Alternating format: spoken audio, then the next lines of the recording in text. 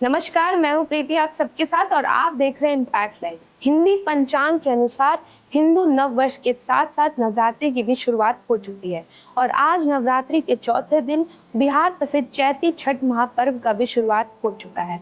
आज नहाय खाए के दिन से छठ व्रतियां 4 दिवसीय पावन छठ महापर्व का शुभारंभ करेंगी।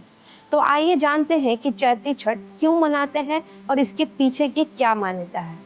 छठ पर्व को सूर्य देव की उपासना से जोड़कर देखा जाता है। वेद पुराणों के अनुसार नवरात्र के पहले दिन को सृष्टि का प्रथम दिन माना जाता है। इसी दिन ब्रह्मा जी ने अपनी इच्छा शक्ति से सृष्टि का निर्माण कर प्रकट किया था। संसार बनाने के साथ ही उसमें बहुत अंधकार था, जहाँ सिर्फ जल ही जल था। इस जल में योग माया के बंधन में बंधे श्री हरि शयन कर रहे थे।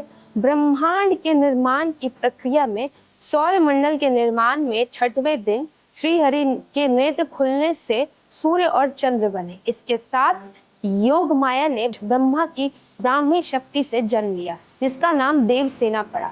देवसेना को सूर्य की पहली किरण कहा जाता है। इसी तरह सूर्य देव और देवसेना आपस में भाई बहन। संसार को प्रकाश और ऊर्जा की शक्ति छठवें दिन मिली, इसीलिए छठ पर्व में सूर्य देव की पूजा करते हैं। देवसेना ही सृष्टि देवी कहलाती हैं।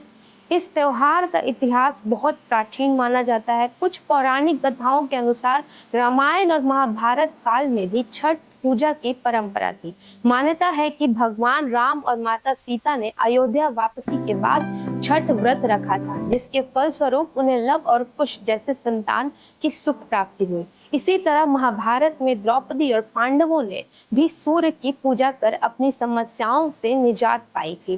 कुछ लोग मानते हैं कि सूर्य पुत्र कर्ण ने ही इस पूजा की शुरुआत की थी, जो सूर्य की भक्ति में लीन रहते थे।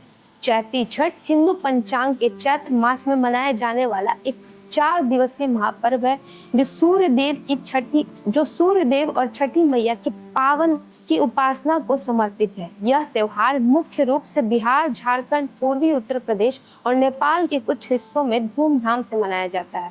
इसे साल में 2 बार मनाया जाता है, एक चैत्र मास में जिसे चैती छठ कहा जाता है और दूसरा कार्तिक मास में, जो और भी बड़े पैमाने पर मनाया जाता है। चैती छठ 4 दिनों की प्रक्रिया है, जिसमें पहले दिन नहाय खाए से शुरू होता है, जब श्रद्धालु पवित्र नदी या तालाब में स्नान करते हैं और सात्विक भोजन ग्रहण करते हैं।